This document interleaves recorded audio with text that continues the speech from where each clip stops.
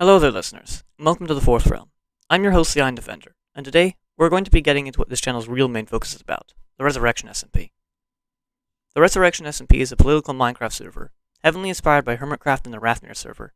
The server has a long and complicated history, going back even further than its actual start date.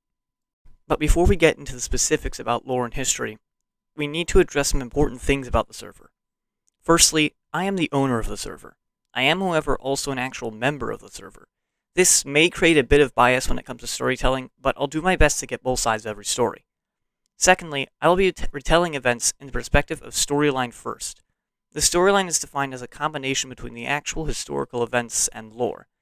This is because the real world doesn't exist in this server and its lore, and anything caused by real world events is tried to be explained in a lore-friendly context. And, by the way, in case it wasn't already obvious, we'd like to do a lot of lore and story writing of the server, so expect plenty of that to come in the future.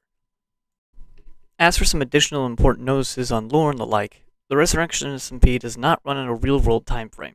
Instead, every 2 real months amounts to 1 canonical year in-game. Additionally, I feel like I should explain the name of the SMP, as this is actually a vital lore point. In accordance with the lore, this is the 4th world, also known as the 4th realm. There have been 3 realms which came before it, but each one died more spectacularly than the last. As one world dies, a new world is born to take its place, growing to be even better than the world that came before it. Thus, the server's name as the Resurrection SMP. Now let's finally get into the world itself.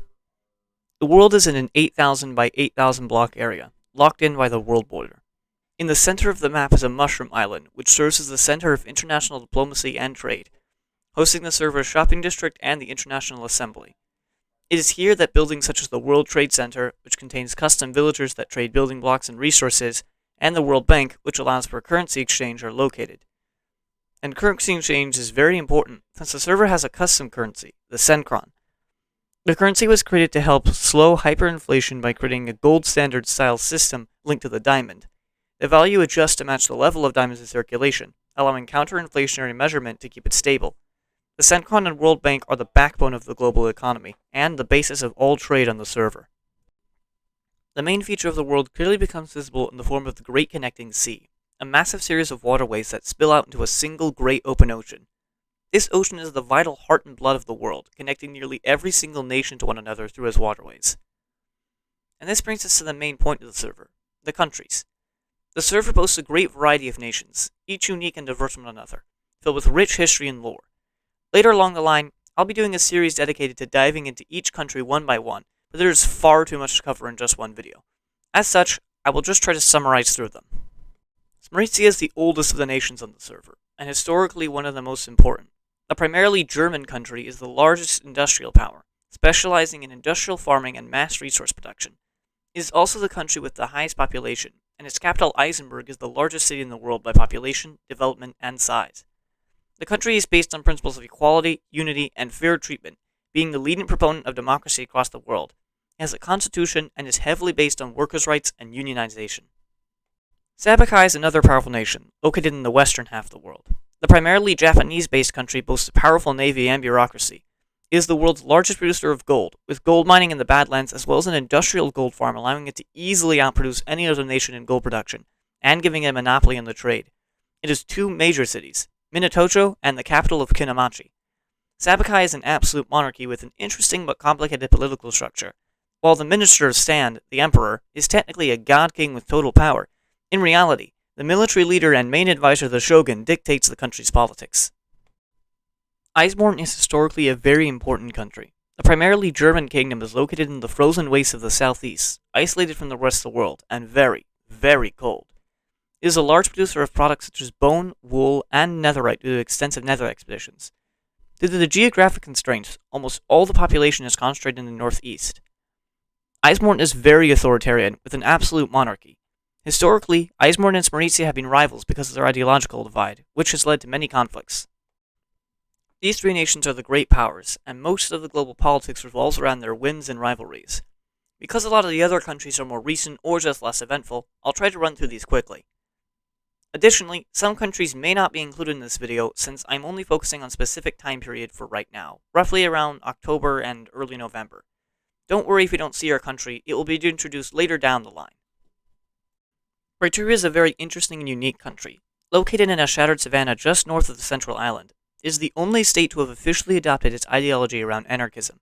It is incredibly isolated due to geographic and historical reasons, and the Praetorian people are known for being quite wary of outsiders, as well as worshipping axolotls. Praetoria has no leader, but instead is governed by the Syndicate, an organized union based around a system of direct democracy. The Syndicate organizes Praetoria into various smaller regional communes, which are united under the Syndicate to form a common defense, people, and a union which creates the Praetorian nation-state. Tortagnia is a fairly poor, underdeveloped country in the east. The country has diverse roots in Latin, Arabic, Coptic, and Egyptian. Due to a lack of products to export and little to no industrialization, as well as an ineffectiveness to centralize the nation, the country has had great difficulty in modernizing. The country is an absolute monarchy, with Grand Duke Snipno on its throne, but it is also one of the most populated countries in the world, which gives it incredible potential, if only that can be utilized. The Suave Republic is a democratic state in the western side of the world. The predominantly Spanish-speaking nation is well known for having held the first global Olympic Games, as well as being a beacon of democracy and freedom. The country's president, President Kik, is a very well-respected politician and leader, not just in Suave, but in the entire world.